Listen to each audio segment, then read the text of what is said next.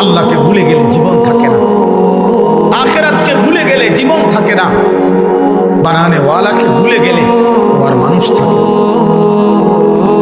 রব ভুলে গেলে মানুষ হয় না, বাদন ছুটে গেলে মানুষ হয় না। আল্লাহ তাআলা বলছে, বান্দা আলহামদুলিল্লাহি রাব্বিল আলামিন, আমি তোমার সৃষ্টিকর্তা, আমি শুধু বানিয়ে তোমারে ছেড়ে দেই নাই, 24 ঘন্টা আমার নিজ কুদরতি হাতে আমি তোমাকে রব্বিল আলামিন, আমি রব, আমি পালন কর্তা, আমি লালন কর্তা, আমি খাওয়াই, আমি ঘুম পাড়াই, আমি ঘুম পাড়াই, রাত্রি অন্ধকার আমি বানাই, দিন আলোকিত আমি বানাই, 7 আসমান আমি বানিয়েছি, একটি সূর্য প্রখর আলোকিত আমি জ্বালিয়ে দিয়েছি, আমি আল্লাহ জমিন তোমার পায়ের নিচে বিছায় দিয়েছি, আমি পাহাড়গুলো তোমার জন্য পেরেকের মতো স্থাপন করে দিয়েছি, আমি জোড়ায় জোড়ায় নারী পুরুষ তোমার জন্য আমি সৃষ্টি করেছি।